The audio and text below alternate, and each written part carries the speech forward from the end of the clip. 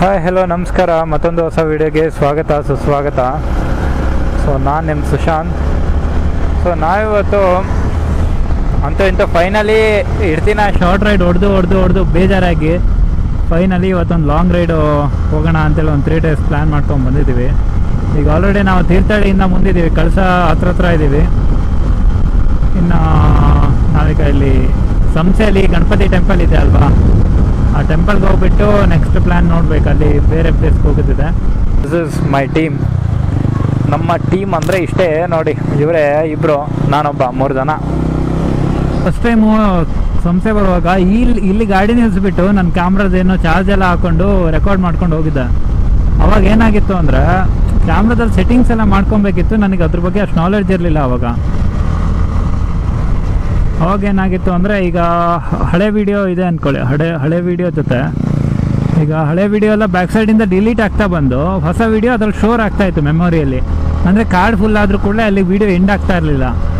ಹಾಗಾಗಿ ಏನಾಯಿತು ಅಂದರೆ, ನಾನು ದೇವಸ್ಥಾನ ಹತ್ರ ಹೋಗಿದ್ದು ಮಾತ್ರ ವೀಡಿಯೋ ಇತ್ತು ಬಿಟ್ಟರೆ ಮತ್ತಿನ್ನು ಯಾವ ವೀಡಿಯೋಸು ನಂತರ ಮೆಮೊರಿಯಾಗಿ ಉಳಿಲಿಲ್ಲ. ಅದನ್ನೇ ಏನೋ ಅಲ್ಪ ಸ್ವಲ್ಪ ಮಾಡಿ ಹಾಕಿದ್ದೆ, ಇದಕ್ಕೆ ಯೂಟ್ಯೂಬ್ಗೆ ಹಾಕಿದ್ದೀನಿ ಒಂದು ಪಾರ್ಟ್ 2 ಮಾಡಿ.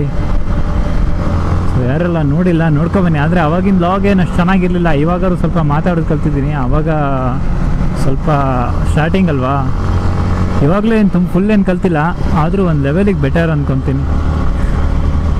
ಸೊ ಅವಾಗಿಗೂ ಇವಾಗಿಗೂ ಕಂಪೇರ್ ಮಾಡಿದ್ರೆ ಇವಾಗಿನ ಒಂದು ಲಾಗಿನ್ ಸ್ಟೈಲ್ ಹೇಗಿದೆ ಅಂತ ನೀವೇ ಒಂದು ಕಮೆಂಟ್ ಮಾಡಿಬಿಡಿ.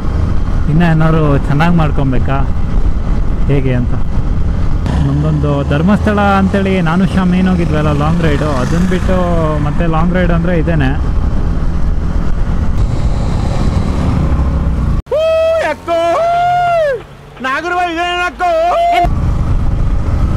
ಕಾರ್ನರಿಂಗ್ ಮಾಡೋ ಟೈಮಲ್ಲಿ ಈ ರೀತಿ ಎಲ್ಲ ಬಂದುಬಿಟ್ರೆ ದನ ಬಾಯಿಗೆ ಬಂದುಬಿಡುತ್ತೆ, ಏನಂತೀರ ಅಲ್ವಾ?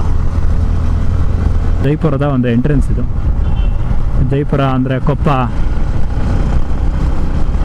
ಈ ಬೈಕ್ಗಳಾಗಲಿ ಯಾವುದೇ ಒಂದು ವಸ್ತು ಆಗಲಿ ಅದ್ರ ಬಗ್ಗೆ ಫಸ್ಟ್ ನಾಲೆಡ್ಜು ಇರಲ್ಲ, ಅದು ತಗೊಂಡು ಅದ್ರ ಬಗ್ಗೆ ಫುಲ್ಲು ನಾಲೆಡ್ಜು ಇಂಪ್ರೂವ್ ಆಗ್ತಾ ಹೋಗುತ್ತೆ. ಆ್ಯಕ್ಚುಲಿ ನಂಗೆ ಫಸ್ಟು ಗಾಡಿ ಬಗ್ಗೆ ಏನೂ ಗೊತ್ತಿರಲಿಲ್ಲ. ಇವಾಗ ಒಂದು ಗಾಡಿನ ಮೇಂಟೈನ್ ಮಾಡ್ತಾ ಅದನ್ನು ಹೇಗೆ ಮೇಂಟೈನ್ ಮಾಡಬೇಕು ಏನೇನು ಅಂತೆಲ್ಲ ಗೊತ್ತಾಗ್ಬಿಟ್ಟಿದೆ ಈಗ.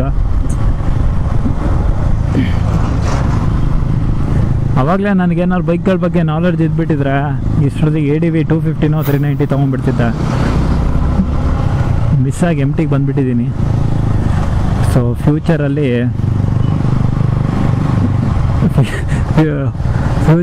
ಗಾಡಿನ ಚೇಂಜ್ ಮಾಡ್ಬೇಕು ಅಂದ್ಕೊಳ್ತೀನಿ ಲೈಫಲ್ಲಿ, ಎಲ್ಲ ಸೆಟಲ್ ಆದ್ರ ಮೇಲೆ. ಸರಿ ನಮ್ಮ ನಾನು ಇನ್ನೇನು ಸಂಸ್ಥೆ ಹತ್ರನೇ ಇದ್ದೀವಿ, ಆದರೆ ಬೇಜಾನು ತಿರುವುಗಳ ಮಧ್ಯದಲ್ಲಿ ರಸ್ತೆ ಮೇಲೆ ಮರಳು, ಎಲ್ಲಿ ಬೀಳ್ತೀವಿ ಅಂತ ಭಯ. ಅದು 1 ವೇ ರೋಡು, ಸಖತ್ ಡೇಂಜರು.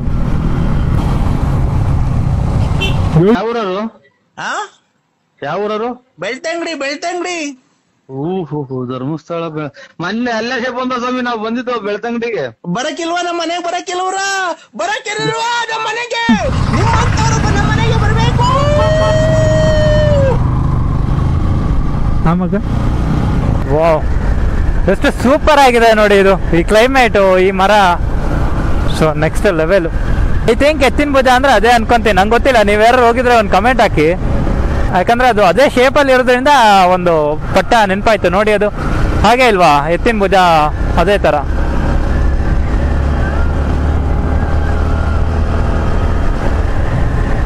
ಈ ರೋಡಲ್ಲಿ ಸಪ್ತಸಾಗರದ ಆಚೆ ಸಾಂಗ್ ಕೇಳ್ಕೊಂಡು ರೈಡ್ ಮಾಡ್ತಾ ಇರೋದು ಒಂಥರ ಮಜಾನೇ ಇದೆ ಬಿಡುಗು.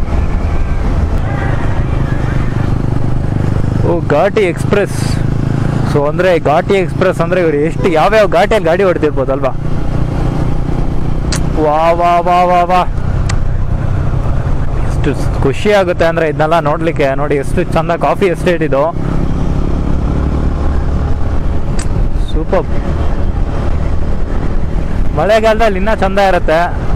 ಆದರೂ ನಾವು ಸುಮಾರು ಟೈಮ್ ಆಯ್ತಲ್ಲ ಲಾಂಗ್ ರೈಡ್ ಹೋಗ್ದೆ ಅಂತೇಳಿ ಕರಾವಳಿ ಆ್ಯಕ್ಚುಲಿ ನಮ್ಮ ಪ್ಲೇಸ್ ಬಂದುಬಿಟ್ಟು ಈಗ ಇದನ್ನು ಒಂದು ಆ್ಯಡ್ ಮಾಡ್ಕೊಳ್ತೀವಿ. ನಮ್ಮ ಲಾರ್ಡ್ ಗಣೇಶನ್ ಟೆಂಪಲ್ಗೆ ಹೋಗೋಣ ಅಂತ.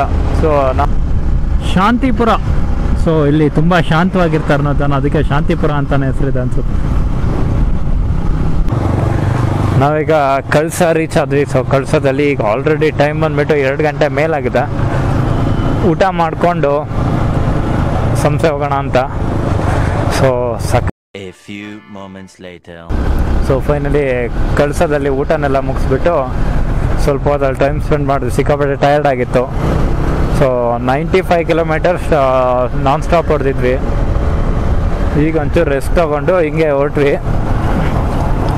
ಈಗ ಆಲ್ಮೋಸ್ಟು ಇಲ್ಲೇ ಅದೇ ಗಣಪತಿ ಟೆಂಪಲ್ ಏನು ಬರುತ್ತಲ್ಲ ಸಂಸೆ, ಇಲ್ಲೇ ಮುಂದಿದೆ. ಅವಾಗ ಬರ್ತಾ ಒಬ್ಬನೇ ಬಂದಿದೆ, ಈಗ 3 ಜನ ಬಂದಿದ್ದೀವಿ. ಖುಷಿ ಏನು ಅಂದರೆ ಮತ್ತೊಂದು ಸಲ ನಮ್ಮ ಗಣೇಶನ ದೇವಸ್ಥಾನಕ್ಕೆ ಬಂದಿದ್ದೀನಿ, ಅದೇ ಖುಷಿ ವಿಚಾರ.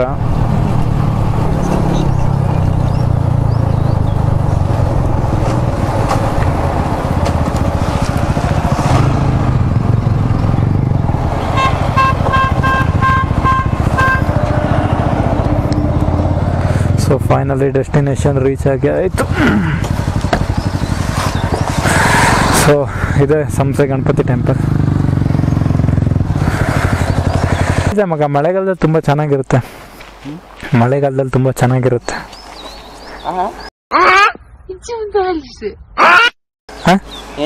ಮಳೆಗಾಲದಲ್ಲಿ ತುಂಬ ಚೆನ್ನಾಗಿರುತ್ತೆ.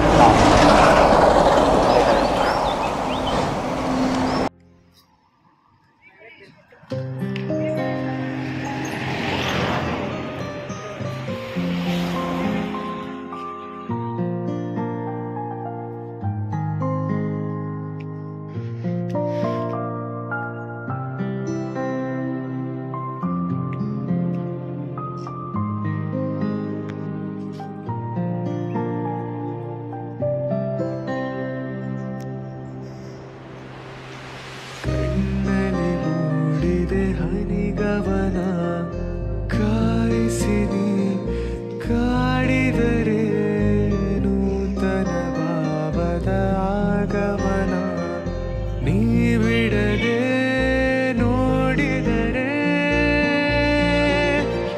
ದಿನ ಧ್ಯಾನದಿ ನಿನ್ನದೆ ತೋಳಿನಲ್ಲಿ ಹೀಗೆ ಇರಬಹುದೇ ಈ ಧ್ಯಾನವ ಕಂಡರೆ ದೇವರಿಗೂ ಕೋಪವು ಬರಬಹುದೇ ಎಲ್ಲೋ ಮಳೆಯಾಗಿದೆ. ಸೊ ನಾವೀಗ ಸಂಸಲೆಲ್ಲ ಸ್ವಲ್ಪ ರೆಸ್ಟ್ ಎಲ್ಲ ಮಾಡಿಬಿಟ್ಟು ½ ಆರಾಮಾಗಿ ಸ್ಪೆಂಡ್ ಮಾಡಿ ಈಗ ಫುಲ್ಲು ಬ್ಯಾಕ್ ಪೇನ್ ಎಲ್ಲ ಇತ್ತು. ಈಗ ಒಂಚೂರು ಅಡ್ಡಿಲ್ಲ. ಇನ್ನು ಇಲ್ಲಿಂದ ಡೈರೆಕ್ಟು ಉಡುಪಿ ಹಂಗೆ ಹೋಗ್ತಾ ಇದ್ದೀವಿ. ಉಡುಪಿಗೆ ಅವಾಗೊಂದ್ಸಲಿ ನಾನು ಬಂದಾಗ ನನ್ನ ಗಾಡಿನ ಇಲ್ಲೇ ನಿಲ್ಲಿಸ್ಬಿಟ್ಟು ಫೋಟೋ ತೆಗ್ದಿದ್ದೆ, ಮೆಮೊರಿ.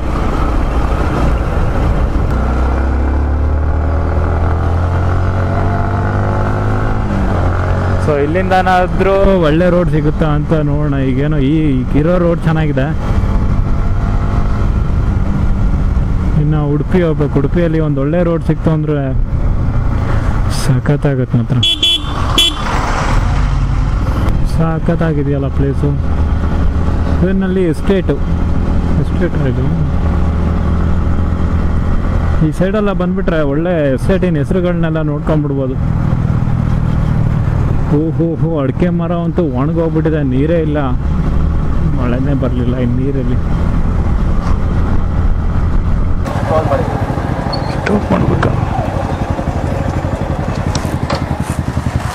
ಕೇಳ್ತಾನ ಶಮ್ಮ?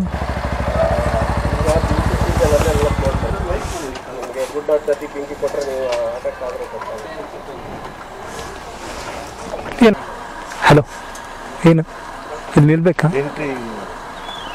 ಎಂಟ್ರಿ ಕಟ್ಟಬೇಕಾ? ಎಂಟ್ರಿ ಕಟ್ಟಾದ್ರೆ ಎಲ್ಲಿ ಹೋಗ್ಬೇಕು ನೀವು? ನಾವು ಉಡುಪಿ. ಅಲ್ಲಿ ಇದಾಗ್ಕೊಡ್ತಾರೆ. ಹೌದು, ಓಕೆ ಮಗ. ಇದು ಭದ್ರಾ ರಿಸರ್ವರ್ ಇದ್ದಂಗೆ ಮಗ.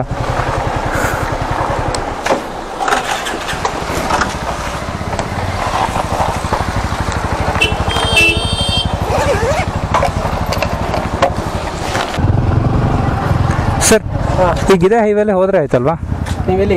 ಉಡುಪಿ ಸೈಟ್ ಅಲ್ವಾ? ಓಕೆ.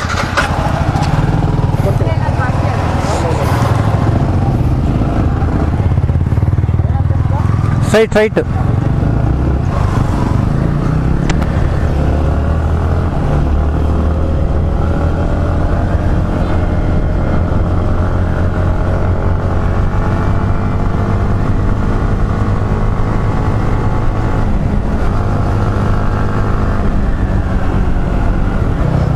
ಅಲ್ಲಿ ಚೆಕ್ ಪೋಸ್ಟಲ್ಲಿ ಒಂದು ರೆಸಿಪ್ಟ್ ಕೊಟ್ಟಿದ್ದಾರೆ.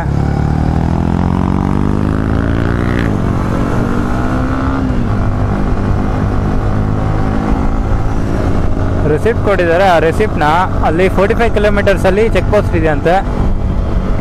ಅಲ್ಲಿ ಅವ್ರು ಕೊಟ್ಟಿರೋ ರೆಸಿಪ್ಟ್ನ ನಾವಲ್ಲಿ ಕೊಟ್ಟು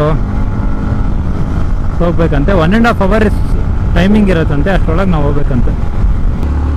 ಸಿಕ್ಕಾಪಟ್ಟೆ ಕಾರ್ನರ್ಸ್ಗಳಿದೆ ಗುರು.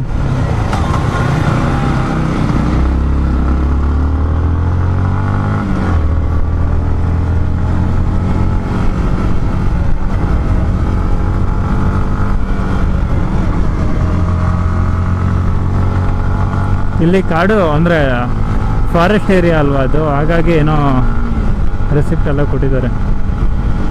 3 ವೆಹಿಕಲ್ದು ನಂಬರ್ಲ ತೊಗೊಂಡಿದ್ದಾರೆ. ಸೊ ಇಲ್ಲಿ ಕಾಡು ಪ್ರಾಣಿಗಳೆಲ್ಲ ರೋಡ್ ಕ್ರಾಸ್ ಮಾಡ್ತಾ ಇರುತ್ತೆ ಅಂತೆಲ್ಲ ಬೋರ್ಡಲ್ಲೆಲ್ಲ ಹಾಕಿದಾರಪ್ಪ.